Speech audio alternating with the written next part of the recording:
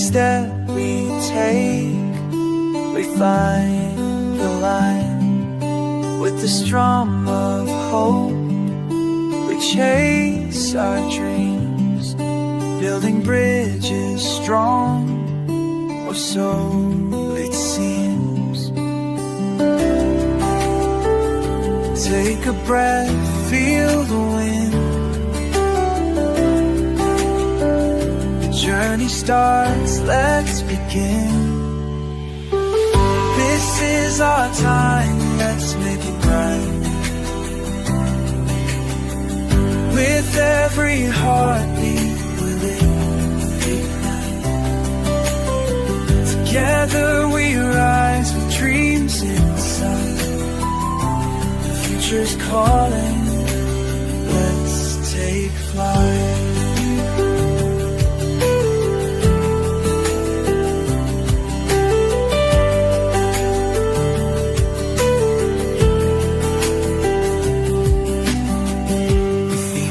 Play, the world unfolds, stories untold, waiting to be bold. Together we climb, no mountain too high. Wherever we go, we'll touch the sky.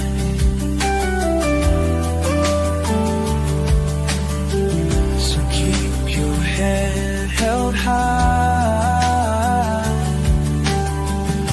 reach for more, don't be shy. This is our time, let's make it bright. With every heartbeat, we'll ignite.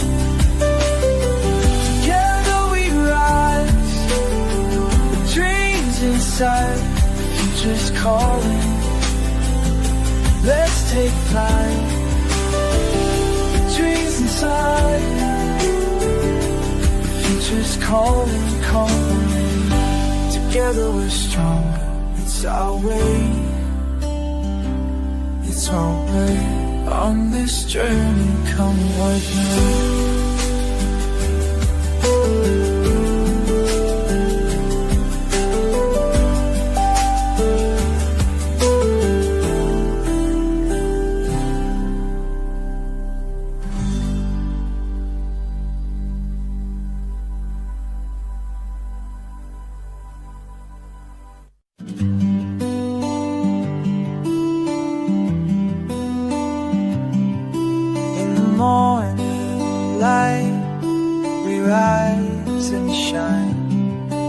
Every step we take, we find the line. With the strum of hope, we chase our dreams, building bridges strong, or so it seems.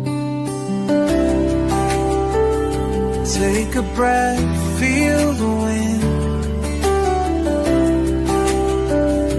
Journey starts, let's begin. This is our time, let's make it right. With every heartbeat, we'll ignite. Together we rise with dreams inside. The future's calling, let's take flight.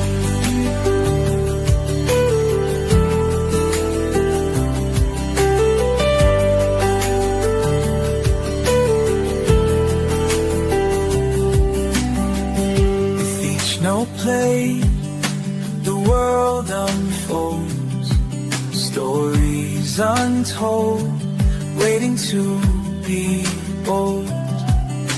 Together we climb, no mountain too high. Wherever we go, we'll touch the sky.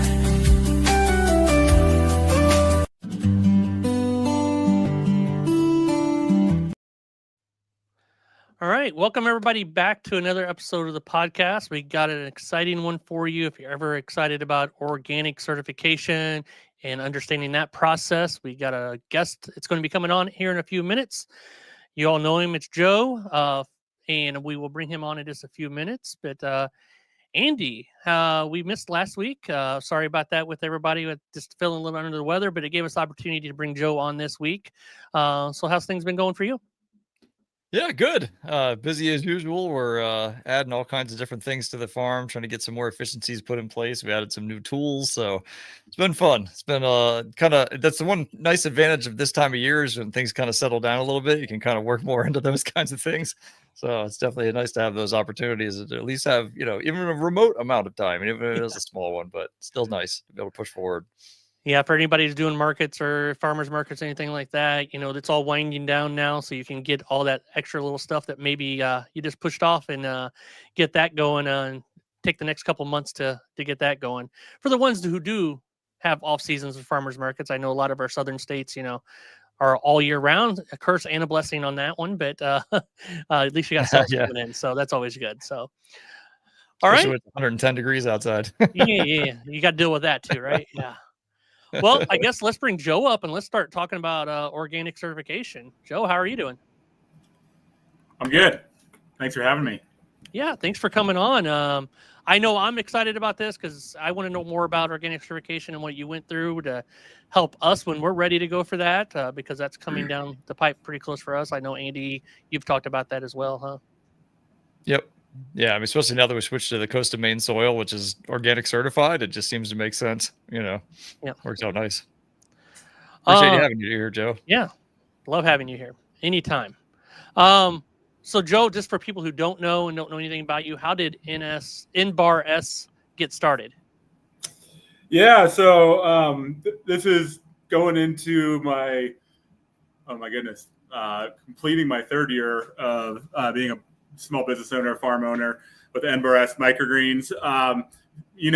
Probably like the rest of us, started in the house, started in my a spare storage room, 10 by 12 feet, 120 square feet.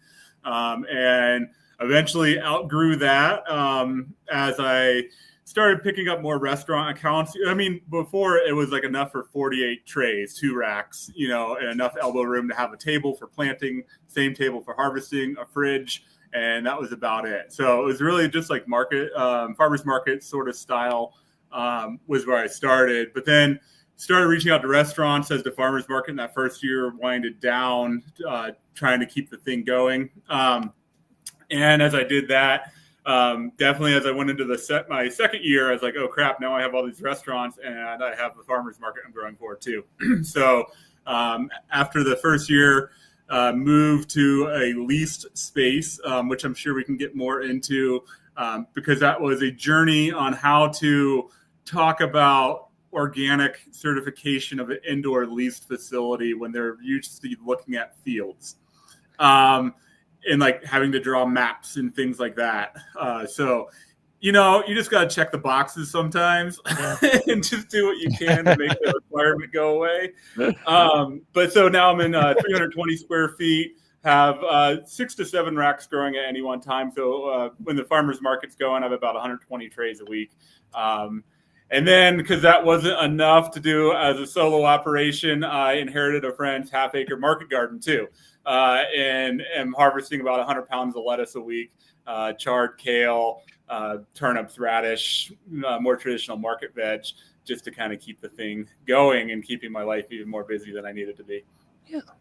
We do that a lot, right? We just keep adding things on and like keep ourselves busy as business owners. I know we do that. We are constantly asked to do other things from our grocery stores and all that stuff and everything else.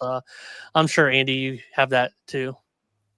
Yeah, I mean, and we really actually started as a hybrid. We had an outdoor garden to a certain extent. It was only a little 900 square foot garden. And that's how we actually began. So we had that as kind of a backup. And then we were like, oh, the microgreens is great. So we just sold those basically together, at our little farmer's market that was out front and worked great for the longest time. And then we're like, this is a lot easier being inside year round and having to deal with outdoor temperatures and rain and manually watering and all that crap. So, yeah. I mean, if I we was still going have to an give outdoor it, garden, but we don't really do anything with it selling wise. if I was going to give additional context, I mean, I'm in a much smaller market, so I'm located in Helena, Montana. The city proper is about 30,000, and our valley is about 70,000 total population, which is still sizable compared to many places in rural America. But that does limit, without leaving my town to go to neighboring towns, which is about an hour and a half to 2 hours one way, to any of the next neighboring towns that also have microgreens growers. It limits, how much I can sell here locally. And so, as we often talk about, like, diversification, you can diversify market streams, and diversify your client list. But for me, since my market streams and client lists are a little bit more limited, I turn to diversifying my product line and really trying to hone in on, what are like the 6 main microgreens I can grow that I have in the grocery stores, some specialty ones I grow for a couple of restaurants, but then really trying to be like, oh, well, here's the whole world of everything you could grow out under the sun, literally. And what are like the 5 to 6 things that you can do well in the context that you're growing, and really hone in and like trying to figure out what is it people want, and it made my day one day when owner of our local brewery. We have multiple local breweries, but they have a kitchen. And she was like, and she went from 15 pounds of lettuce to 20 pounds of lettuce to 30 pounds of lettuce a week. And she's like, yeah, like our salads are the talk of the town, and it's because of your lettuce. So, that really was a proud moment for me to just be like, yeah, let's do this thing. Like it's not just microgreens for me, much bigger context. So trying to make sure all of it's coming together. Your diversification is a key to businesses as you keep growing. I think you just can't stay with one product, microgreens. You can have many of them products, but eventually you do probably need to venture out into other things that are adjacent to what you're already doing. Outdoor gardening, freeze-dried powders, popcorn that's healthy, stuff like that. I think that is the big thing where people can really keep their business going within a small market, or keep it a small footprint, not having to travel so far, by diversification. So I do like that from you, Joe. Like we started with the outdoor garden like Andy did, and chickens. I think we started with chickens, then outdoor garden, then microgreens. So and then now we're doing a lot of other things. So yeah, diversification is that. Since we moved away from the house, obviously it's hard to keep the market garden going, so we no longer do that. But because we're at the warehouse all the time. So, but Joe, what made you want to pursue organic certification? This is a really important question that everyone who is looking at certification needs to ask themselves.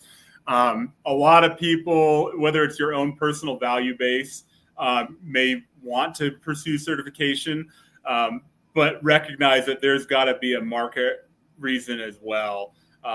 So I say that from, it's like I've grown certified, as organic for the last 3 years since I started. I've only used organic soils. I've only used organic seeds because I believe in I want to support organic seed farmers. I want to support folks who are contributing to the organic system generally, just as like a personal value of mine. Yeah. But it wasn't until I was starting to hit a wall, and the wall more or less being, the third grocery store I could get into in town required organic certification. And also the realization that there was not another certified organic grower at my farmer's market, which, for the size of my location is a bump in farmer's market. We get like 5,000 to 6,000 people through there in a day, with only about 7 produce vendors in the whole thing, out of a 400 vendor slot. So it's pretty wild how many just other things are there. It's not really farmers. But to be able to be the one to put the first one in over a decade to put the USDA Organic seal up at my booth was really important to me, has drawn in a lot of people. After I put that up, I had people come up and ask me, like, do you know what those other farmers' practices are? And I'm like, I'm not going to badmouth other farmers, but you might want to ask, why do they have peppers in Montana in May? That's up to you. But not possible. For whatever reason there is, start questioning where you're getting your food from. So, yep. Yeah, so it's just really important for me to to see that market segment that wasn't being filled, and to try and really lean into that, because it's turned into about $150 a week just to sell to the one grocery store, and that's what, $5-6 grand a year. Whereas it only cost me $700 to get certified, which I know may not be everyone's case, but it just made sense to just make that investment, and also just to kind of expand what it is I'm offering, have that value add. And one of the big things too is I just got done telling people, yeah, I'm spray free, pesticide free, whatever free. It's like just people recognize that term organic. Yeah. People have a conception of what organic means, and the conception of that organic is a perception that the organic seal or organic certified is healthier for them, without fully understanding things the Organic Standards Board has done in the last 8-9 years, with allowing hydroponics, with allowing a lot of things that have happened in the organic scene. But the general populace, after 20 years of really well-intended farmers with the purpose of organic, have built that trust. And so there's just people have this perception and hold organic to a higher standard generally. And so just wanted to step into that role, because our town doesn't have an organic farmer, hasn't had in over 15 years. Nice. Wow. Yeah, just to circle back a little bit of what you say, when people do go to the farmer's market, you do need to look at what people are bringing in and saying what they're growing, because we have that same issue here. There's a well-known farmer that we know they're going to the barges and bringing food in, and they're claiming that they're growing it all, and it's impossible to have that this time of year. I'm not sure where you're growing it at in Illinois, but that's a little difficult to do. So yeah, we have the same situation. I'm sure everybody does at every farmer's market, but it's a good clue. If it won't grow that time of year in your area and they got it, they're probably not growing most of their stuff. So, but yeah, organic certification, I personally, we want to do it. We were waiting until we found, and now we got so busy, but we were waiting until we found a soil that we really, really liked, that was organic certification and still got great yields and everything. That was our holdup. We've always bought organic seeds, all that stuff. Not in the very beginning, because we didn't know, but when we knew, we started buying organic seeds and all that stuff. But the one last piece was getting that great organic soil, which I'm glad we found out. We can thank Dan Santos for that. We appreciate you. Thanks. Highly on that. Yep. If you're listening. But yeah, Andy, you got any questions? He's on. for He Joe? just came on. Oh, that's weird. I didn't even see that. Hey, Dan. Got here just in time, Dan. Yes. So how long did the process take, Joe, from start to finish? Too long. I started looking into organic certification probably at about the start of year 2, and just was probably intimidated by it, which is weird for me, having worked as in government and reading and interpreting regulation and running federal programs, to then be like, for some reason I was just intimidated by it. And it wasn't until I really got serious to be like, no, I'm going to pursue organic certification. And it was partly through Montana Farm Connect, is like our farm and ag development org here. And they were doing like a new farmer startup course, and they connected me with Oregon TILF and the TOP program, the TOPP, the Transition to Organic program. There's another P. Don't ask me what it stands for. It's in there somewhere. But the TOP program was amazing and accelerated my timeline of certification exponentially. Because what it did is, it is a free program to participants, and they pay mentors to take people underneath their wing and be a mentee. And so I was paired with another grower who really was a godsend, from having visited her farm a couple times to we would have like a monthly call all winter long. So I started that TOP program of November of 24, and then was certified by April of 25. And yeah, it was like monthly calls, and she was like completely open with sharing her crop plans. and I guess if I step back, one of the things I really want to just like reiterate on that top plan is if you go that direction and you engage in something like that, and they ask you like, what type of farm do you want to be paired with? Have in your mind the farm that you want to be paired with or the type of farm. And so I knew as a primarily microgreen grower who has ambitions of moving to a greenhouse here in a very northern latitude that I wanted a greenhouse grower who does microgreens and field veg. And they didn't have someone that matched that exactly. So I said, hey, how about this Moose Meadow Farms? I heard them on the No-Till Growers podcast or on the Winter Growers podcast with Clara Coleman. And I was like, because they were like, we'll reach out to anybody. And then 2 weeks later, they connected me with Catherine over there, and she was been my mentor. And yeah, so everything from just like sending me her Google Sheets crop plan for their field and microgreens for their CSA going into the year, talking to me through pricing, talking to me through components of the organic application, and probably the biggest help that she was during my inspection. So I got an email at 4:00 on a Monday afternoon. Hey, can we come by and do an inspection on Wednesday at 10 a.m.? So that was fun. And it really threw me into a tailspin. And she just really was like, look, like, here's what you need to do. Like, make sure your records are in order. And like, they're not going to go opening bins. They're not opening doors. They're not looking to like see, is all your seeds labeled organic or anything like that, because they're going to look at your invoices. They're going to look at your planting schedules. They're going to look at your sales records. Like, you got to think of it like what is a typical auditor audit, and it's a paper trail. And so that pretty much stopped me from mopping my floor and transitioned me to making sure I had every invoice of a organic and or non-organic seed printed off, and for the non-organic seeds, making sure I had the requisite 3 copies of sources where I could source that seed organically, showing they're out of stock, which is how my certifier shows that you can go to purchase non-organic seed.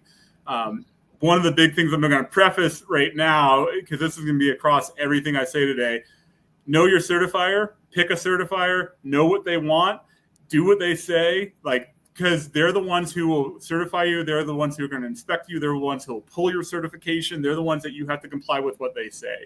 And so when each certifier may have a little bit different standard. Yes, there is a national organic program regulation that they all should be following, but they may be enforcing or interpreting different components a little bit differently.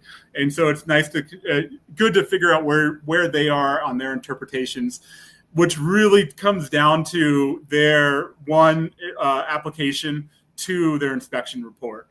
For me, the Montana Department of Agriculture is my certifier, and they have both of those in one document. So I have my application, and right beneath the application is what they review during the application review, and right underneath that is their inspection, when they come through for their inspection, what they're looking for. So, each certifier is going to have their own forms and documents, and it's just really good to be familiar with what it is that they're looking for specifically. Cheryl is in the mentor now. Now with a mentor. Awesome. That's the first I've heard of that part of the organic certification. So I didn't even know that was a thing, that you get a mentor with that and do all that. Andy, what questions you got for Joe? So far, I'm just taking it all in, man. I mean, I'd never heard of the top program either. So yeah. I'm actually like typing that into a search window right now. So I'll have it for later. There you go. But I also didn't know that you could actually still technically, even though you have to prove that you tried, still be able to actually purchase conventional seed if you have to. So that's kind of good to know, because that's always one of those things where, I mean, obviously Mums is a great source of organic seed, but some of the ones in the States don't have, organic options every single time. So that's good to know that you have that, where you can say, look, I tried, but they just didn't have any, and I had no choice but to get this. So that's good to know. Yeah, and it's as simple as going to the website, taking a screen grab that has like that has your timestamp at the bottom, right, with your date and time. Yeah. That way, when you go and show your invoice, it shows you placed an order 15 minutes later that these other ones are out of stock. And so for me, it's like staple those 4 the invoice and the 3 screenshots together and put that in a binder and keep that, because they're going to ask for, hey, what seeds did you source as non-organic?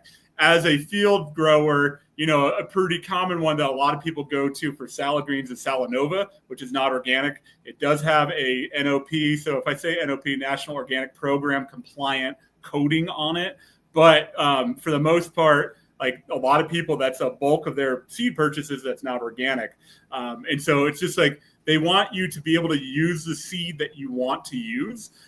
If there's a variety, a cultivar that you need, that you need, that is not available elsewhere, demonstrate that cultivar. So one for me was a very short season habanero pepper that I do as plant start sales, organic plant start sales, that Johnny sells, that is like 40 days sooner to ripen than a normal habanero pepper. And I needed to be able to use that seed because that is very specific to a short season growing environment like Montana. So I can go around and say, hey, Helios habanero on high mowing, on Johnny's, not on Johnny's because that's who I bought it from, on Territorial Seed, on whoever, I can demonstrate that they don't carry that specific cultivar, and then I can go purchase it as appropriate. And that's in the organic standard too, where it says that you can do that if the seed's not in stock elsewhere. So how long did you have to actually be doing everything organically before you were allowed to apply?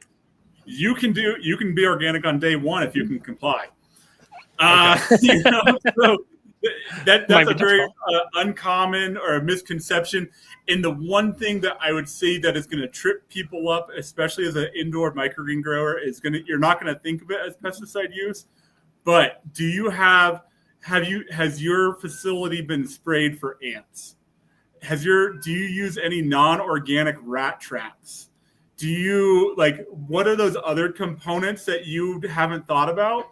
Because in the organic standard, you have to demonstrate that no synthetic pesticides, herbicides, or fertilizers have been applied to that space in the last 36 months. So the last 3 years. Holy cow. And so that may be the tripping point for a lot of people as you're thinking about transitioning to organic. And you can think about, are there organic alternatives to those pesticides that I could implement now for the next 3 years for spraying for ants? Can I use a pyrethrin or some other like natural ant insecticide as opposed to paying the local terminator to come do it?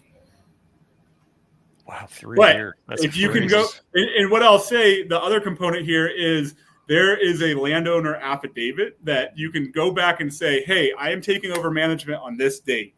The manager of this space prior to me, if they will sign an affidavit saying we have not applied any of these non-organic substances in the last 36 months, you can start on that date being certified. Interesting. So if you just moved into a building like a year ago, it'd be hard to do that. Yeah. It depends. In Montana, we don't really spray buildings with pesticides. So that was not the case. So cold. I was able to come into we don't really have ant issues or termite issues. We're lucky like that. I'm sorry. But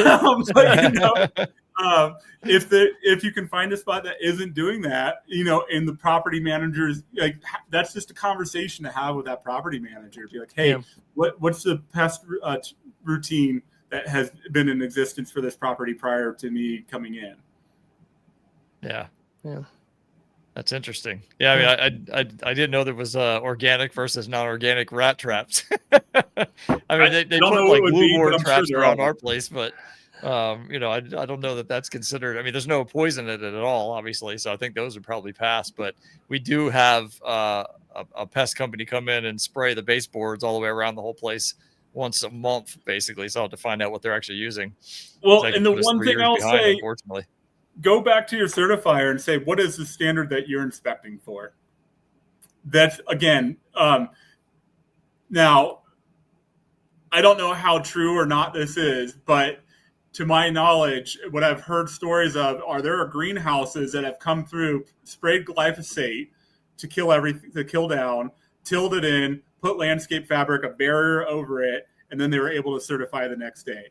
Because they were able to create like a barrier where that pesticide or herbicide's not coming through or whatever it is, like in some way where it's like if it's raised on a nursery table, obviously most of us are growing on racks, it's not on or in the ground. Like it may be a different standard that they apply. Work with your certifier is like really what I'm going to encourage people to do. And like in that regard too, there are certifiers all over the place, like private certifiers, nonprofit certifiers, governmental certifiers. And no one says you have to go with one. It's a matter of how much are you willing to pay. Like if you're willing to bring in Oregon Tilt to Maryland, they will gladly come and send someone to fly. If you're going to pay for their flight, you're going to pay for their hotel, their time, but they will come out to you and certify you. From the West Coast to the East Coast. Now, I was really lucky that my certifier, and the reason that they popped it on me, giving me 36 hours on my inspection notice, was because they're in the same city as me. Oh. And so I'm not paying for any transportation. I'm not paying for their per diem. I'm not paying for all that rolled into my fee. I just have a very minimal bare basement fee that I have to pay to get that done. Yeah, we had to pay our GAP certification person, flight, hotel, all that, because they're from out east somewhere, because we have nobody here locally. I now think we have one out in Kansas City, so it's a little bit closer. But yeah, we had to pay for their hotel, and they try to do, and they do try to do it right. They try to do multiples at the same time, and then everybody can share that hotel cost and that flight cost. But if you want it done and there's nobody doing it in that area, you're paying that full cost of the flight, the hotel, travel, all of that. You pay for the travel time, the time for them to do paperwork, everything. So keep that in mind. Get some people together. If you don't have anybody else doing GAP or organic and you got to fly them in, try to get some people in the area doing it with you. That's a great advice. Hey, can Oz pull up Dan's question? Because I want to address that. Yeah. So, and could one of y'all, I can't get in the chat. My YouTube's all jacked up right now. Can one of y'all take that link that I posted and throw it in the comments? So this is going to be a link to the organic certification, the actual code of regulations for the organic certification. One of the things that I am required to do by my certifier is I have to have a printed copy in my facility of the organic certification in full. And I believe that is in the organic certification, so they all want to know that you have this thing. Now, the problem is this is not only for producers, this is also for people who are handling organic produce and organic goods, meat, cheese, whatever. And what Dan was asking is this 3 to 5% is not applicable to producers. It's applicable to handlers. That's a different portion of the certification. That's a big misnomer that people, not a misnomer, a piece where people have seen this thing because it is in the certification, it's in the regulations, but it doesn't really, like, you have to really be aware of like where you are in the drop down menu, that you're in the handlers section, not the producers section of the regulation. And that's for like, so if I'm Annie's mac and cheese and I'm making organic mac and cheese, 3 to 5%, believe it's 5% can be non-organic products put into that mac and cheese, whether it's the milk, whether it's the wheat, whatever it is, can have a certain amount of non-organic. But when it comes to the growing side, I believe my mentor is at like almost 25% of her total seed purchases is non-organic because of Salanova lettuce. But it's allowable because the coating on the lettuce is compliant. That seed's not available as an organic version, which I could argue that because it kind of is, but technically. So Leaf Lettuce is a different company that has the same style of lettuce that is organic, but some people think it doesn't yield as well as the Salanova. So, but yeah, I just want to really like highlight what Dan was saying, because I do think that's a common misconception that is in the regulation, but it's in a different part of the regulation than what is applicable to a producer. Yeah, that's good to know, because I didn't know that either, because I remember seeing something along that lines as well. So good question, Dan. In talking the regulation, the other piece I'll say for really small growers, there is an exemption. An under $5,000 exemption. If you're selling less than $5,000 in organic produce, you do not have to be certified. You cannot use the term organic. You cannot use the USDA seal. You do not also have to have an organic systems plan, which is required for certification. which is like a bulk of the work, is the systems plan.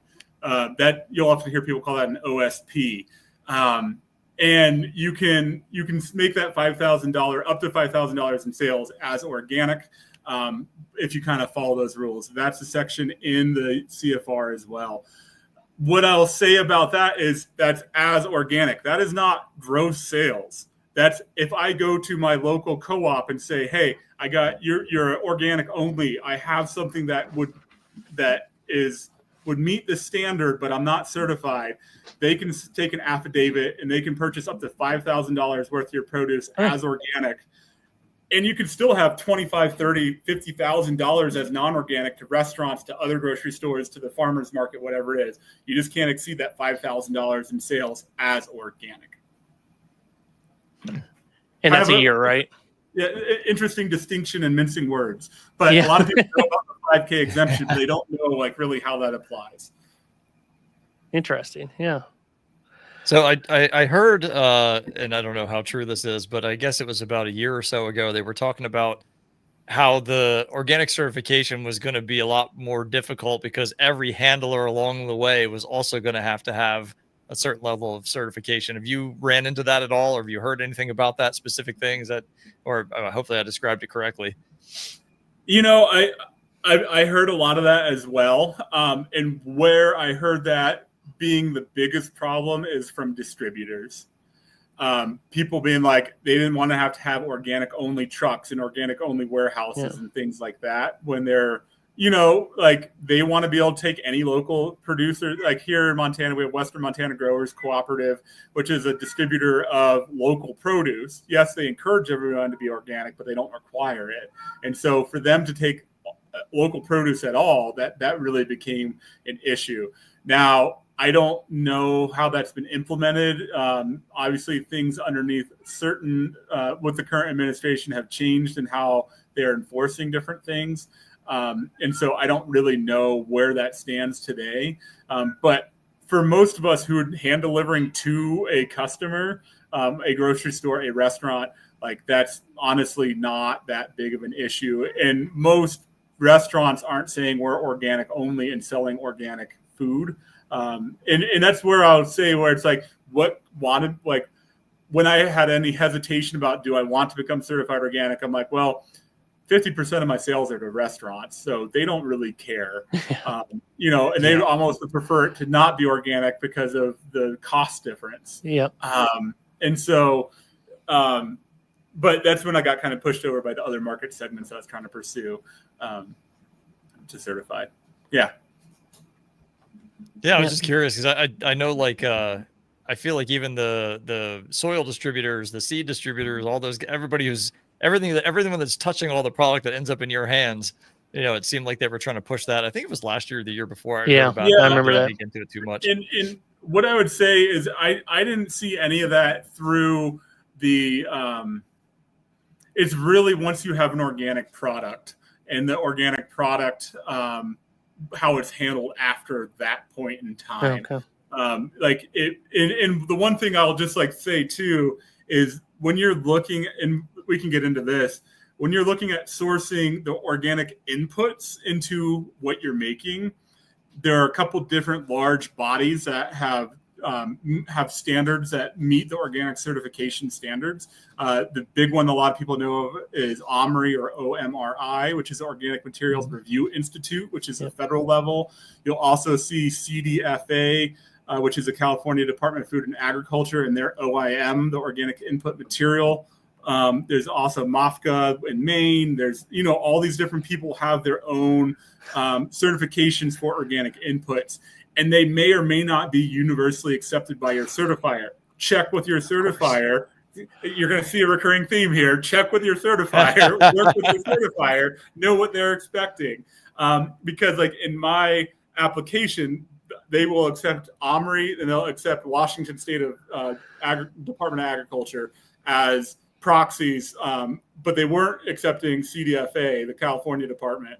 But I was able to say, hey, like this is the same thing, you know, like just because it's certified by one entity but not another, like, and they accepted it. So you'll see field farmers who run into that a lot more when they're like trying to acquire things like blood meal, feather meal, alfalfa meal, like where people who are producing, because it costs a lot of money for them to go get those certifications on their input materials.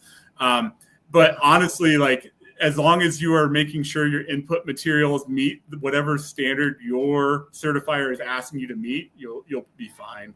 And I haven't heard anything about that being an issue with like a truck coming that has Fox Farms, Coco Loco, and Coast of Maine on it. Like I hadn't heard any of that. Yeah, good. So mostly it's the after. Once it's made into a product, that's what you got to worry about. Yeah. That's my understanding. Minute ago you mentioned this, but and then clarification. Did you have to raise your prices at all, and how did customers accept that? Could I raise my prices? Yes. After I certified, did I raise them? No, because all my prices were already based off of organic soils and organic seeds. My labor didn't change. And it's like, I feel like my price was still fair, whether I was conventional or organic. I feel like with the organic soil we're currently using, I get better yields than I was with non-organic soil. So I think that's also a misnomer. You're going to get organic stuff and it's going to yield less and all that other stuff, which I think is a myth we could have used in our myth busting. Using organic doesn't mean less yields. Right. I mean, that's the common conception that is out there generally. And a lot of that, I think, comes from the field veg side of things where organic farmers can't use a 4800 urea to make their lettuce grow like freaking like it's coming out of Chernobyl, right? And we're stuck using a 1300 nitrogen fertilizer like blood meal, and it's lower and slower to grow. But so we may not have as many tricks up our sleeves.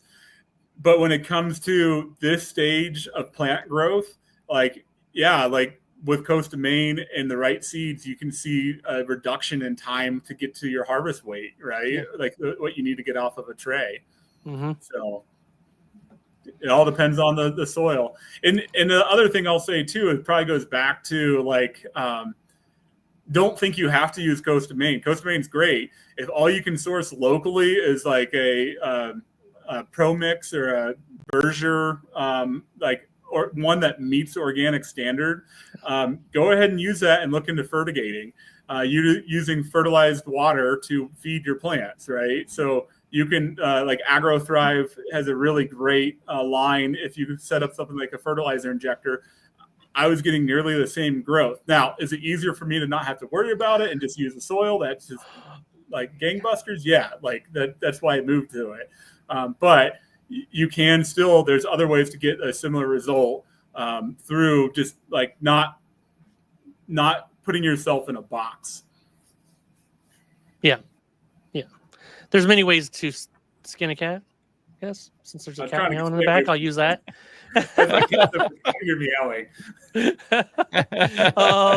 But yeah, so there's many ways of doing things. So definitely check it out. I like the big thing Joe said here is become familiar with your certifier and what they want, because that's all that really matters in the end, what that certifier wants. Yeah. And I'm lucky enough to have a really, really, really good organic, like conventional farmer. I guess, well, I mean, technically organic outdoor farmer, I guess, that is a good friend of mine. So I can actually reach out to them. I swear to God, their produce, even though it's organic and certified, is 10 times better than all the conventional guys around here. Nice. It's unbelievable how good their stuff is. So it can be done, like Mike said. So definitely take advantage of the soils that you can, for sure. Yeah. I'm definitely planning on reaching out to them to find out who their certifier was. And hopefully there's somebody local so I can get it done for cheaper. You know, to fly them out here or whatever. Yeah. Joe, did you change any wording or your packaging, labeling, or anything like that once you went organic? Or yeah, I said organic spicy microgreen, organic pea shoot. I just went back and put organic on everything. The other big thing that did have to change was my fonts got smaller because I had to incorporate the USDA seal and the Montana Department of Agriculture organic program seal on my packaging. I didn't have to use the Montana organic seal it was either that or I had to put in really tiny subscript that this product was certified through the Montana Department of Agriculture organic program, which is a lot easier to have just a picture of a seal. Yeah, that's a lot of words 100%. otherwise. A lot of words. Any big mistakes or anything that others should avoid that you came across doing this? I mean, I think again, it was my big mistake was waiting as long as I did, being intimidated by it and not knowing about the Top Organic Mentor program. Yeah. To me, those things really took a lot of the fear out of it. And I don't know how other regions around the country do it, but the top program for our out west, the Pacific Northwest, which sometimes I'm like, I don't know how Wyoming and Montana are incorporated in that region. But we are. And so Oregon Tilt has a 12 state jurisdiction for administering the top program.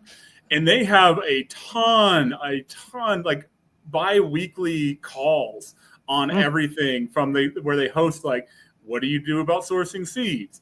How do you preparing for your inspection? Just all sorts of different topics that they're just have an hour-long conference call presentation thing on. And so really it's just getting networked in and leaning into those resources that are out there that are already existing. Nice. Yeah, I'm definitely learning things through this because that top program definitely is one I never heard of for sure, and some other things. So I'm glad I'm getting educated today as well as helping everybody else. Yeah, I was excited about this. I was definitely interested to learn as well. I mean, it's no different than learning how to grow flowers from Robert Meredith when he did his thing in urban ag. And I was like, oh, this is great. It was something I was so intimidated by it. I didn't want to touch it. So and I found it was so easy. So not that the organic certification is going to be equally as easy, but it's nice to know that it's approachable at least. But I mean, I know, like you said, the plan, it's no different than GAP. I mean, putting together all your SOPs and your whole entire plan, that's what takes forever. It's just having to type all that stuff up. But hopefully you can find some, templates online. I'm sure you probably did some, or did you write yours from scratch? Knowing you might have. The USDA has organic system plan templates out there. Yeah, perfect. And that's where I started. But then when I reached out to my certifier, they're like, no, use this. Oh. And it pretty much took the template and expanded it all into check boxes where it's like, what practices do you use for this or that or whatever? And as a microgreen grower, if you're strictly a microgreen grower, so much of it's not going to be applicable. And just put in there, what is your plan for soil health? Well, I don't really use this organic soil. But you're not soil building, you're not cover cropping, you're not implementing a no or minimum till. You're not doing that stuff. So so much of it's just NA and just knowing when it's not applicable to say that, because I referenced this earlier and there's been kind of a big brouhaha in the organic realm. In 2017, there was the National Organic Standards Board allowed hydroponics into organic. And that kind of opened Pandora's box in a number of ways. Having hydroponics in organic when in the regulation it specifically says what are your soil building practices, but they said that there's a lot of lobbying pressure and industry pressure from both sides to allow or not allow it, and so there's just a really big scuffle that happened that and then ended up being permitted, and so that's allowed a lot of certifiers are now more lenient on things like indoor growing. So, and it's just being comfortable, representing yourself in the organic practices that you're doing, even if it doesn't necessarily fit the conventional thinking of what organic is. Yes.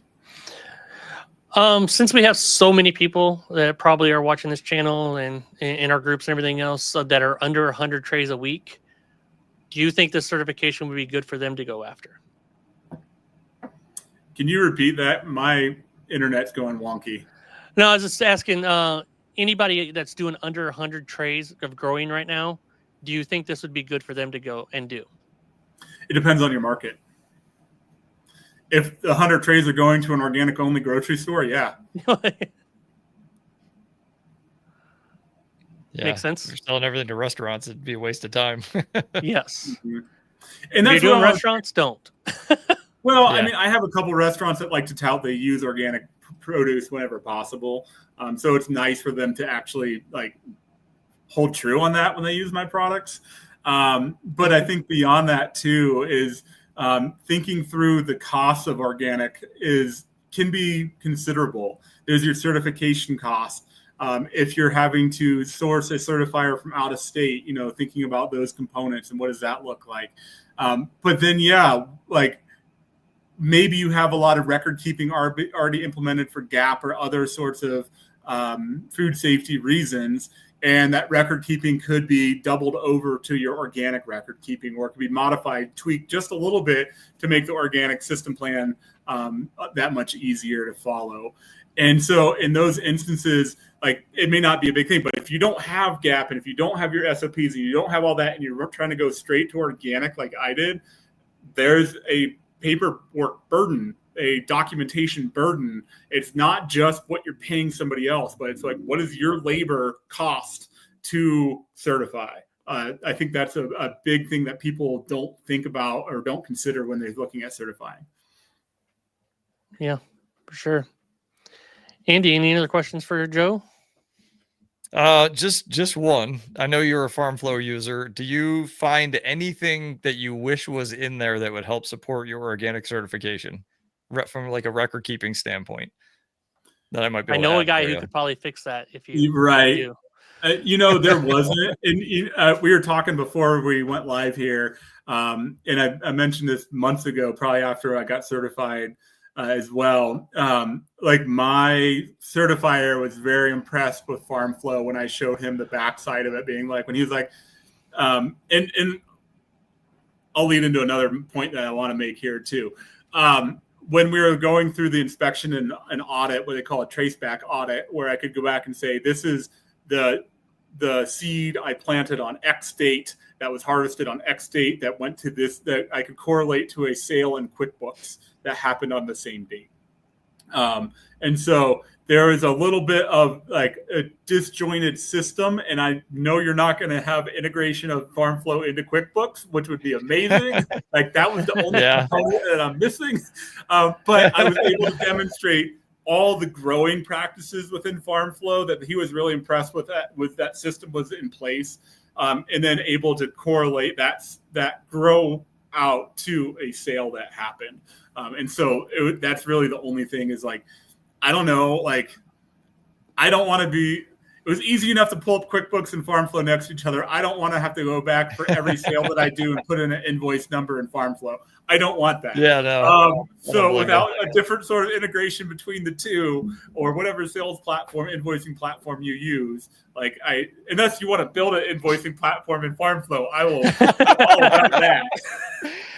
Yeah, I mean, but it's not like super out of the realm of possibilities. I mean, and I'm not saying building an invoicing system into it, but if I've been working on getting the API up and running for FarmFlow, which is basically like it stands for application protocol interface.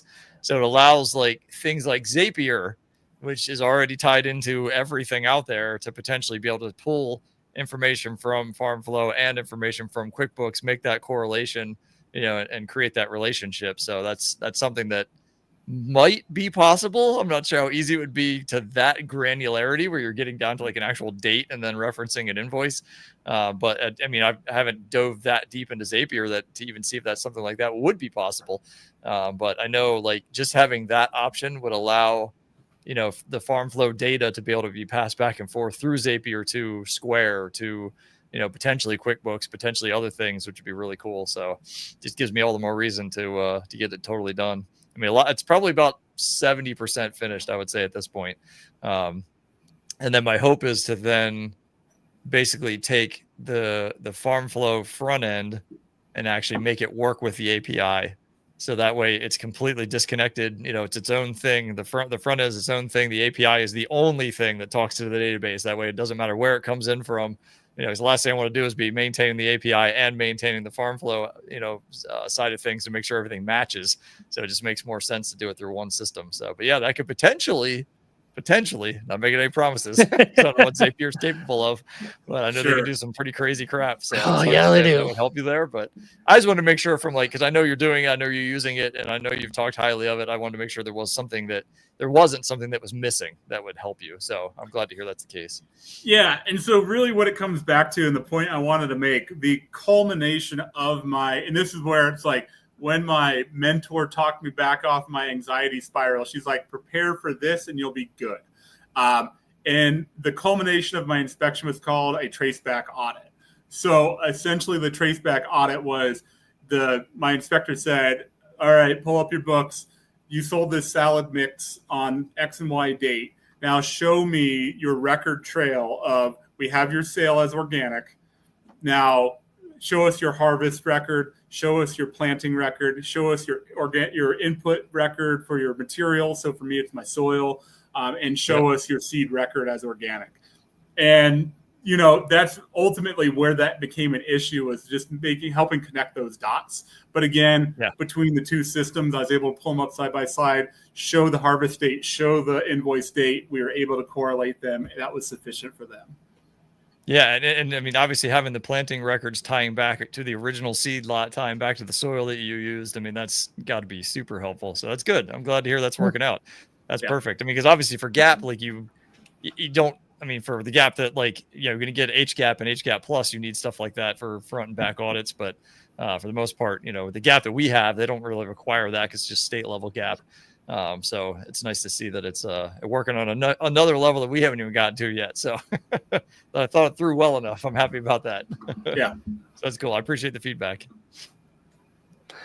Well, my last question for you, Joe, is where do you want in-bar S to be in 3 years, and how does organic fit into that? In business. Yeah. I mean, that definitely. That's been a struggle lately. So, I ultimately, in the long run, I'm looking at the potential for acquiring property that has greenhouses on it and field space. And I want it to be a component of a much larger farm system. I think a very interesting thing that when you look at organic certification and specifically organic microgreens, you see farmers who are certified organic field farmers coming into microgreens rather than microgreens farmers migrating out to the field. Yeah.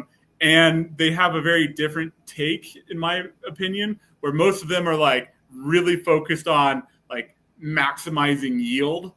And so they a lot of those field farmers are only growing peas and only growing radish, maybe growing sunflower. And so there's a whole realm of other stuff that we as microgreen farmers first have the knowledge of successful grow outs, the broccoli, the salad mixes, the amaranth, the stuff chefs want, that we can bring up into organic rather than the other way where they kind of are really focused heavily on that sales metric first, and they are used to moving pounds and they want to sell pounds rather than ounces. Yep. But I'd love to move towards a greenhouse growing operation if I can ever figure that out and purchase property. And I've had conversations with the Farm Service Agency to navigate that and trying to figure out down payments, and got property in mind and everything. So that's what my 5-year plan is, to try and figure out if I can make that happen. Well, that's kind of in line with our 3-year plan, because our lease is up in 3 years at this location. So at that point, I would love to have the acreage, the land, a small house on it, and 10 greenhouses and growing outdoor veg and microgreens in there, all of it and everything else. So that's my long-term grow plan as well, is to get out of the warehouse and get more in there and have supplemental light and all that when you need it for the microgreens to get it through winter and all that stuff and everything else. So that's a 3-year plan for us. So I was just curious with yours, what your 3-year plan was as well. So that's what we're at. So eventually, hopefully, we got 2.5 years to plan, because you got to basically be done in 2.5 years and make that 6-month transition out of the place. So that's the goal, and get out of Illinois too. But that's a whole other subject. Big news there. We don't All right. all get to live in freedom loving states like Joe does. Yeah, unfortunately. All right. So we're gonna get in the Q&A session of this. If you guys stay around for that, ask questions. You got somebody who went through organic certification, or any other questions you have about microgreen growing and maybe some outdoor veg stuff, as Joe has done as well. Go ahead and start getting them questions in, and we will go through all of them coming up. So thanks for joining us, and we'll see you then. Good. All right. Jess wants to bring up, or Oz wants to bring up questions for us. All right, Dan is asking, what about your trays like Bootstrap? Do you take things like that into condition? What about Is this in reference to organic certification? I'm assuming so. Yeah, So, I think what he's trying to say is, do they take the trays you use into consideration for organic certification? what I would say, talk to your certifier. Because I don't know. I don't know what they're going to say if you had non-organic soil in that tray in the last 36 months. Now you're putting organic in it. They may be just fine with That's a that very good because point. it's completely changed over. They may not be fine with that. I do not know, because there are thousands of certifiers across the nation. But I think the big thing in that regard too is, as a field organic farmer, I use lots of plastic too in my cell trays to grow out my lettuce plants. I grow them out in 288 cell trays. That still fits in a 1020. So they're still all in plastic. It's not really, they don't really look at, and to be honest, there's a ton of plastic use in organic farming. When we don't even think about the hydroponic component, a lot of silage tarps are being used out there to open fields. A lot of landscape fabric is being used for growing lettuce and other stuff like tomatoes and peppers and cukes in. So there's so much plastic already in use. I wouldn't necessarily think they don't look at plastic as, even though it's non-organic, just because it's used in the system or the process, it's totally allowable. Yeah, it's kind of an acceptable thing that you got to have it. You got to use it. It's only, what else you're going to use, kind of thing. So I know organic lettuce farmer that uses mulch. That's just plastic that they lay out the plastic, and then they come in and poke holes and plant it in it. And they call that their organic mulch. So definitely used in organic practices for sure.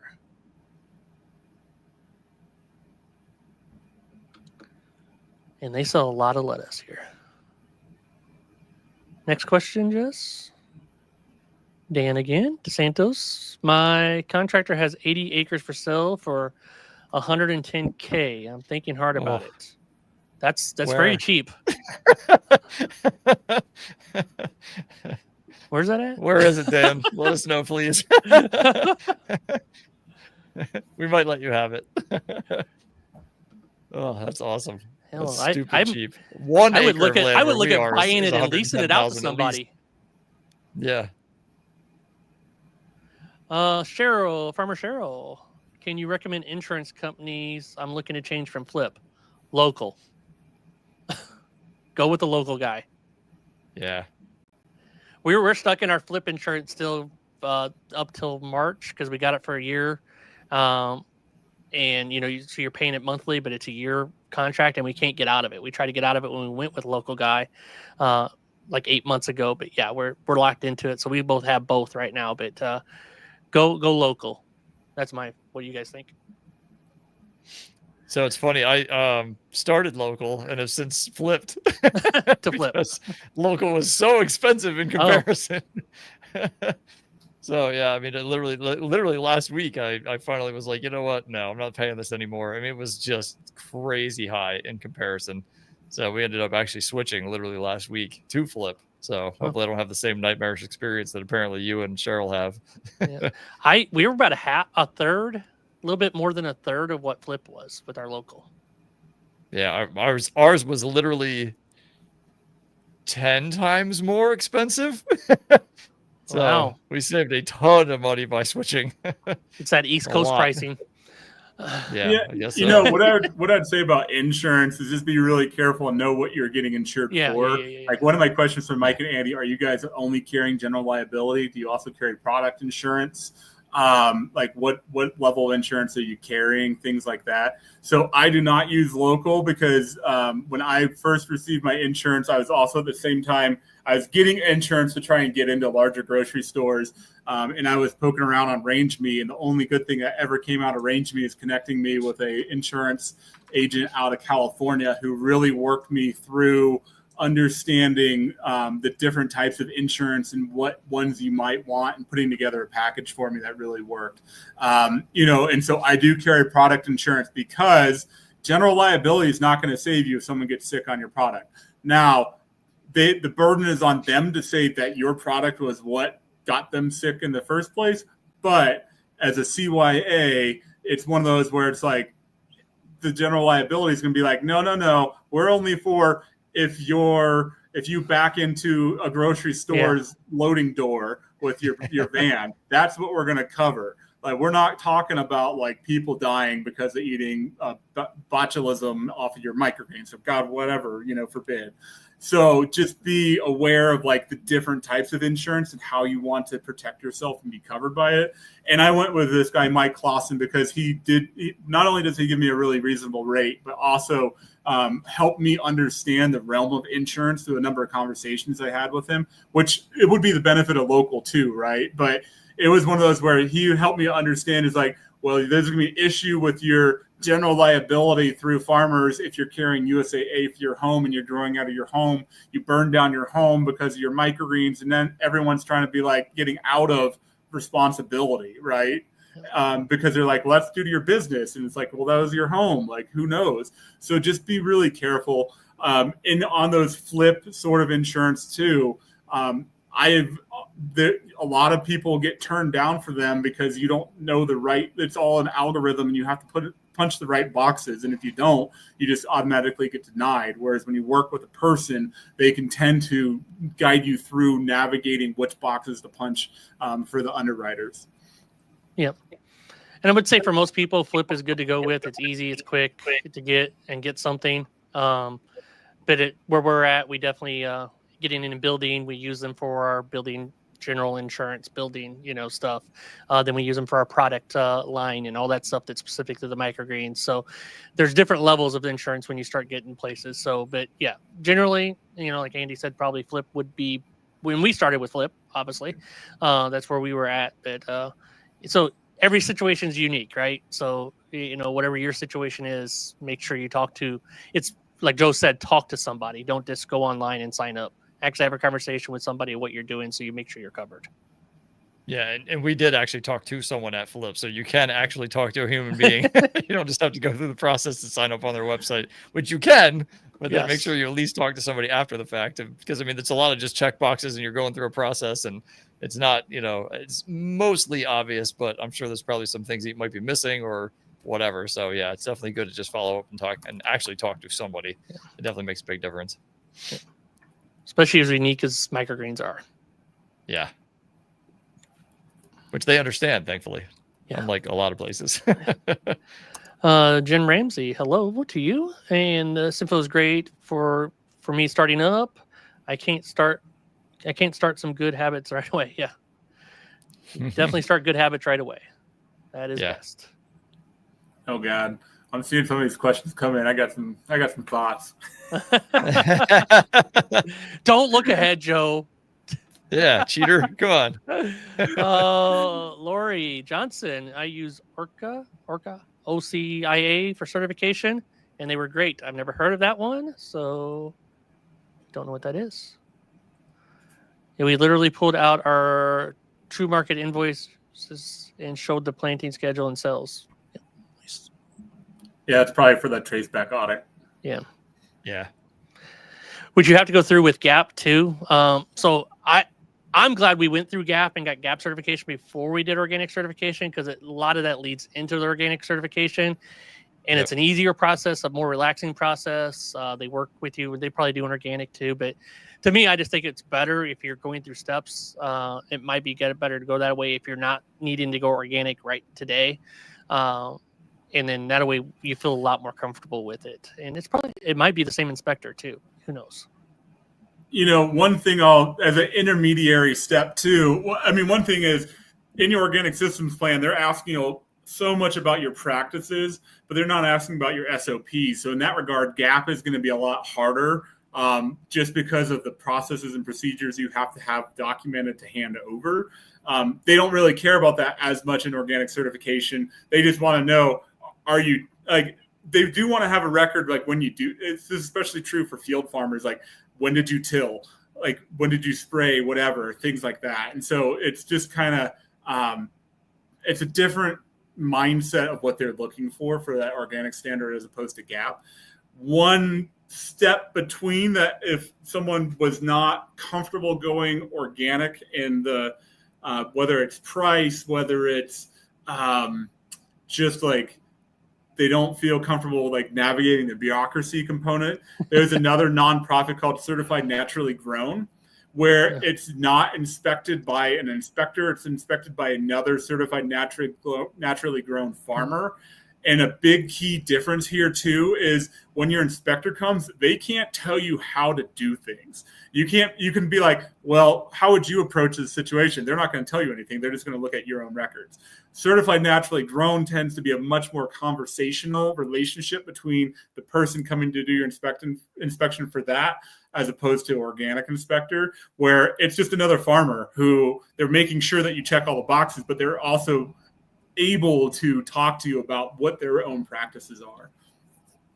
Nice. Yeah, I've heard of them. We looked at that, I think, in the past. We never went down that road or anything, but yeah, we've seen that. Mentally Dope, how are you? And how much more profitable is certified organic microgreens over OG microgreens? Yeah, so didn't change your price, so yeah. Sorry, I was gonna say, just in the instance of the grocery store that I required to be organically certified, 100%, because I have zero sales there until I am certified. And as we mentioned before, I didn't change my prices. I didn't go up or go down because my prices were already based off of the cost, my input costs for organic soils and seeds and everything else. So, and the labor was the same, the lease was the same, all that. And speaking of that, in our coaching group, we have a really nice spreadsheet of figuring out your prices that goes on what your inputs are and what you can charge and everything. And by Joe's suggestion, I am going to work on putting in facility costs. We haven't had a lot of people that have done that or moved into a facility outside their home that's in the coaching program, but that is going to be happening. So I'm going to add in actual facility costs into that, so you can figure that into your cost as well, because that's a whole other cost and everything else, which we've done. I just never put it on the sheet, so it should be pretty easy to put on there. So we do have that available in our coaching program if you're ever interested. Yeah, and I just posted on Facebook yesterday, I think, or something like that, that concept of cost per day per tray. So, and I think I said it wrong in that post, but it was essentially from this guy, Jesse Frost, who charges rent to his garden beds. He says this garden bed, like this is what it's going to cost you for a product to be grown out of that. And so it doesn't matter if it's a one crop in the bed for the season, or if they're able to turn that bed over 4 times. It's like, this is what this bed has to make. And so I kind of flipped that to think about, well, what is our growing quantity at the most basic in that as a microgreen grower is that tray. And so figuring out how much your cost for that space is for a day, and then dividing that by the total number of trays that you're growing as a means to get you at least in the ballpark of understanding. Like so many of us, when we've talked in the past, it's like, oh, that's just overhead. That's a fixed cost that I can't really think about on the tray level. But it's like, if you think about it, you can. And this is a conversation I recently had with someone else who was really struggling with the cost and wanting to charge more for their product and feeling like he was not covering his basic costs and he couldn't figure out why. And I'm like, well, one piece is like, are you incorporating how much your rent is? Like how much these microgreens actually need to be producing, in addition to your utilities, in addition to your water, in addition to your labor, in addition to the seed and the soil costs. But oftentimes we just pull off the facility costs because it's like, I don't necessarily know how to make that on a trade by trade level. And so that was kind of the point of that post, which was to look at your annual cost divide that by 365, divide that by the number of trays, and you're going to get something between 10 to 40 cents per tray per day. And you're like, oh, if I know I have an 8-day grow, that puts me at $33.20 for sunflowers that I have to, that is the cost for just that tray to exist in my facility. Yeah, Makes it was total a great sense. post. Yeah. And comments that you put in as well to add on to it. All right, Bill, how are you tonight? Andy looks like she's got some sun. Yeah, Andy's getting Yeah. his winter beard going too. I figure he's going to go hunting Yeah. soon. So No, I hike like anywhere from 3 to 8 miles every Sunday. So I'm outside for several hours every Sunday. And then I was outside at a wedding for like 5 or 6 hours yesterday too. So definitely got a little sun. Even though It's it good to rained its get ass sun. off for probably 3/4 of the time we were there. It was terrible, but it was good. It was fun. he didn't want to be the only one without a beard. Yeah. Yeah, I know. I have the shortest beard by far. I was thinking about that when we were in the waiting room, but I held my tongue. I might even be I might even be the shortest guy here at 6'1". How tall are you, Mike? 6'2", so we're close. Yeah, so I'm the shortest one at 6'1", because Joe's like what, 6'8" or something. You're crazy tall. I know that. Sorry, you're breaking up on me. Otherwise, I'd join in the joking around about height. No, how tall are you, Joe? 6'4". Yeah, so I'm the shortest one here at 6'1". That's insane. Got to be tall to reach that top rack. Yeah. Jim, I do not do. Did I understand that you can't call your greens organic if they're not certified organic or organic? So I we used misspoke. to. Yeah, go ahead. I misspoke on that one. Sorry. Again, I'm cutting in and out over your audio, so I apologize if I'm cutting you off. Good. I'm not intentionally All doing good. that. So I misspoke. You can call it organic under the 5K exemption. If Jess wants to, I toss it in the chat. If you want to move it over to the comments, a link to the 7 CFR 205-102, which is the use of the term organic, and it does say that you can use it as organic. You can use the term organic. You just can't exceed that $5,000 threshold. Makes sense. Anything under 5,000, you're good to go. Dan's calling his all natural for now. There you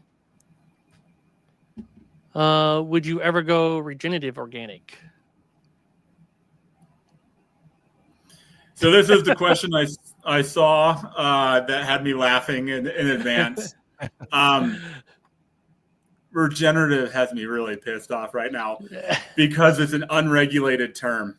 And unfortunately, because it's unregulated, it's being co-opted and greenwashed. The first time I picked up a DiGiorno pizza box and their Nestle was claiming that they were supporting regenerative farms, I said, huh. Interesting. Because there are, and I get the difference between regenerative organic and regenerative organic, as Rodale Institute puts like the ultimate as regenerative organic. But just like right now with that regenerative term, there's people who are doing it right, and there's some pretty people doing it just to claim a term that people think is feel good. They still use glyphosate as a knockdown to kill all the weeds before they come through with a GMO seed and put it in the ground. And now they have regenerative wheat. So I'm pretty cynical on regenerative generally right now. Like, whereas organic is held to a standard. Like, to claim organic, you have to do the thing. But right now with an unregulated term for regenerative, it's just really hard for me to get behind that.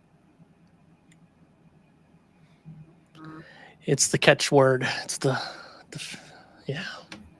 mentally dope. Right in thanking you for your answers. Good for your creative organic lifestyle without raising your prices. And doing well, Mike. Enjoying this good weather in Wisconsin. All right. It's a wonky year. We've been cold and hot and back and forth, and it's the wrong time of years to be what weather. But yeah, we take the weather when we can, right? Dan, do you think you could grow some radish seeds, I guess microgreen radish seeds, and stick them outside to grow as regular radishes? They're radish. Yeah, They should absolutely. Lower your seeding density a lot. Yeah. Yeah, a lot. One every 2 I inches. swear to God, we have these bins that we have out behind our shop, and we basically fill them up with soil for local farmers to take. And there was one guy that was coming literally like 3 times a week to grab our soil bins. It was awesome. And all of a sudden he just stopped showing up, and months have gone by, and we have 3 enormous shoots of corn sticking out from the top of these bins. I mean, there's little holes in each bin that they cut just for ventilation, and they just grow right through those holes. And we had a big sunflower plant growing for a little while, and I mean, they didn't survive because there's just not enough soil in there. But they will absolutely grow outside, 100%. Take some of your used, soil things and throw them in your backyard and your garden. And next thing you know, you have all kinds of stuff popping up. If they don't grow outside, you probably shouldn't be using them. Yeah. Dan, how's organic work for city water that is full of chemicals? It's a great question. I never had that issue. That was not, there are questions on irrigation water, but doesn't really ask about what is in it. I think that's something that's probably more important for FSMA and GAP certification than organic. What I will say is when that impacts organic growing is what is unleashing nutrients in the soil is microorganisms. And if you're putting water chock full of chlorine and chloramates into that system, it's going to start killing off the microgreens in the long term. So you may start seeing negative impacts, especially on like a really long grow like red vein sorrel, that you're just killing off the microorganisms through using that. I do run my water through a Boogie Blue Plus filter, which is an inline hose filter that removes chlorine and chloramates without really reducing water flow. So that's just something to consider where they don't really look into that per se. To my knowledge, check with your certifier. I think it would just be like, how does it rather impact a larger component of your grow? For GAP, we did have to submit a water report from the city, had to get all their information and all that stuff and put that in for the GAP certification. So apparently they worry about it more than organic does. So, but yeah, having a filter on it helps out a lot too. Yeah, we have a filter system that only does the 4 hoses that we have that we actually water with. The rest of it, for washing trays, it just goes right through the regular water system. Yep. Not a big deal. Nope. Don't have to do it all. Just what's going in the plants. We got our whole planting set up where the water automatically going on it. If you guys seen that video, that all runs through its own filter as well through there. So, and then we have one for the watering the plants. All right. Any other questions, Jess? So Dan had a couple comments about MOFGA that I can try to address. Okay. As a producer, you get to pick your certifier. To the best of my knowledge, you may have a state regulation that says you have to use a certain one. I don't know. Maine's really finicky like that, and they're really proud of their organic program, so they may have something. But you're allowed to shop around for organic certifiers. Like, there's nothing saying you can't. Pick the one that's going to be cheapest, easiest to work with, whatever it is. Like, you set up your own pro-con list of who you want to work with, and go with that. And then the thing that Dan was also talking about with MOFGA about 2015-ish with hydroponics, due to the containers that they used back then, plastic made no sense to him.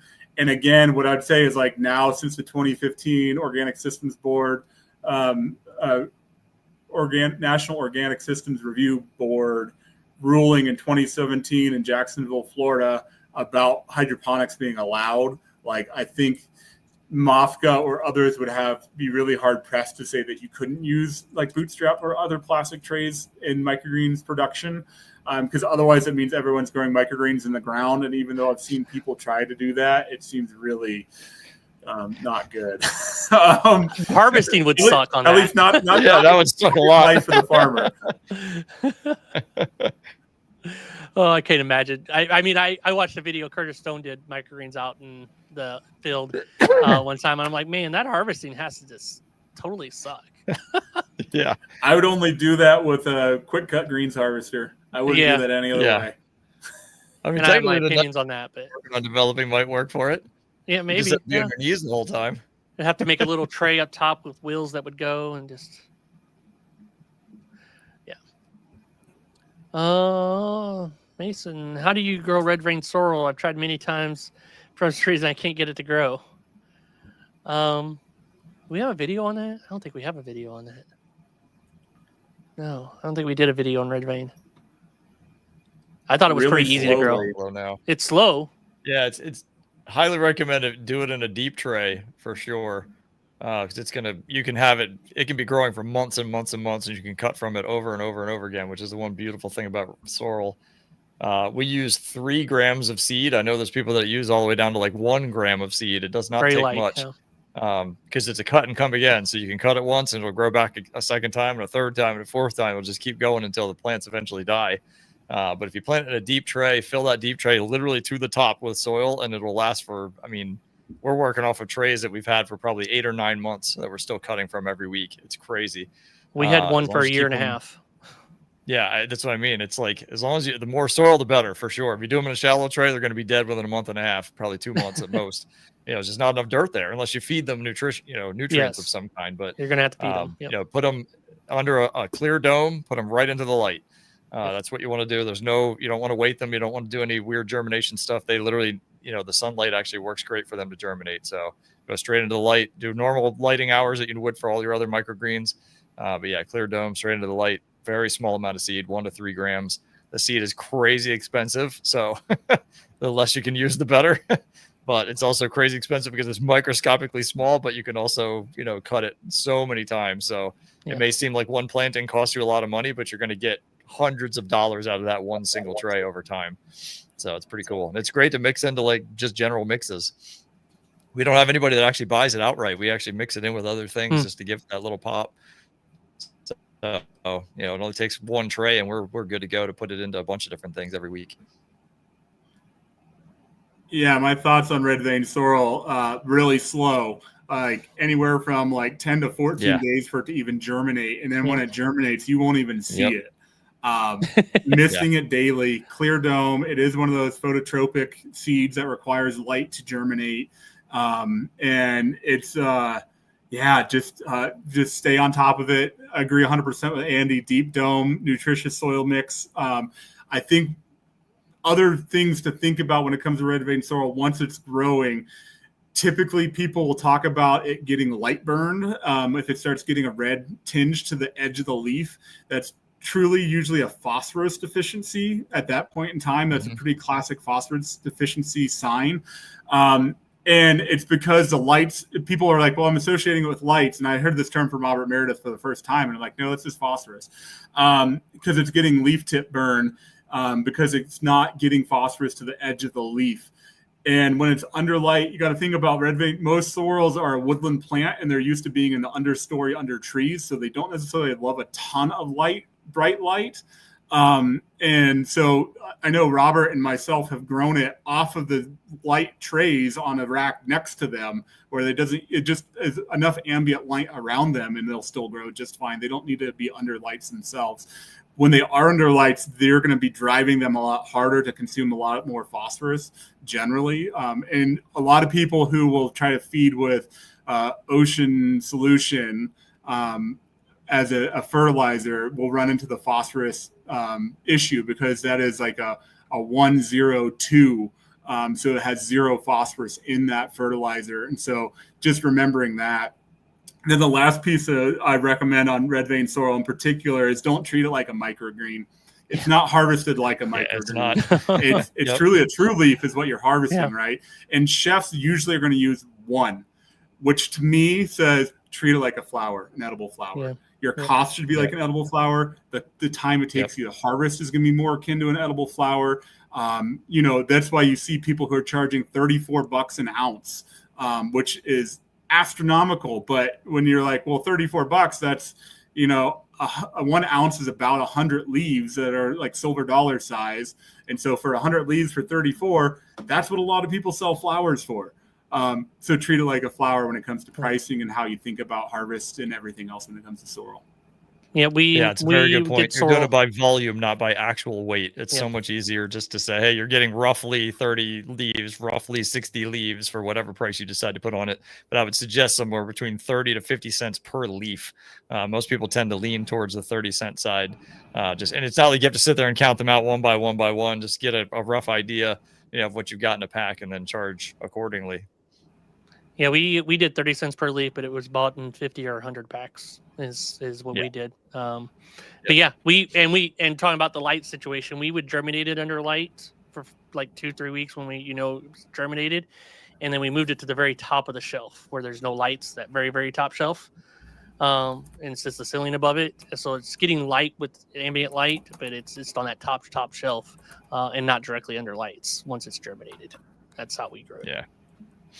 But yeah, just be patient. It's very slow. So you may think it's not growing, but it actually is. It just takes freaking forever. It is not a microgreen. The nice thing is you plant one tray and it's good for a long time. You don't have to worry about, you know, growing a second one anytime soon. It'll give you leaves for a long time. Well, man, I will try and make a video of that at some point. So I will put it on the list.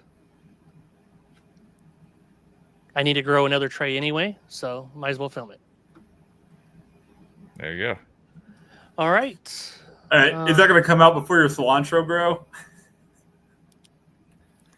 It's time to go, guys. I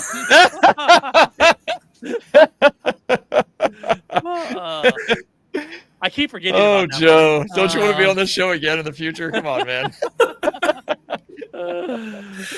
Well, no. Do we have any other questions?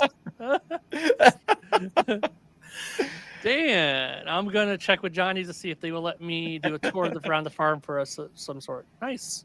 Since you're the next door neighbor, you should be able to do that. Yeah, for real.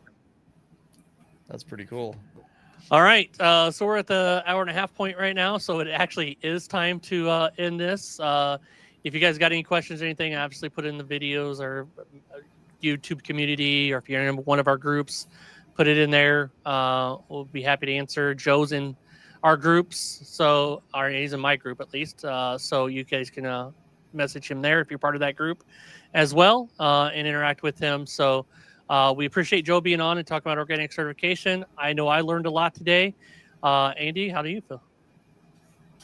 Yeah, no, I learned a ton, dude. It was awesome. I appreciate your time and effort through this whole entire mess and being the first like well-known grower that I know that's actually going down that road. Yep. And you always have such great information. You're very informative. All the stuff that you post is like super, super detailed. And I know, you know, I thank you all the time, but in my groups that I have, you're always like, 9 times out of 10, you beat me to the punch to answer the question. So I appreciate the effort and the time you spend to help everybody out. It's awesome. And that's why we talk highly about you all the time when you're not on. I'm serious. You're a major player in this industry, whether you like it or not. Yep. I appreciate that. I appreciate you guys having me on. Like, obviously organic is something I'm passionate about. And if other people want to go down that road, just check with your certifier. That's the theme of this show. Check with your certifier. That's the one thing you can take away. Just want to get that in there one more time, you know. All right. Again, thank you again, Joe, for being on here. Thank you for everybody who was here live. If you're watching any of this part afterwards, everything else, make comments. I'm sure Joe will be answering them, or we will answer them as best we can, and everything else. So again, thanks everybody, and have a great night. Bye. Thanks, guys.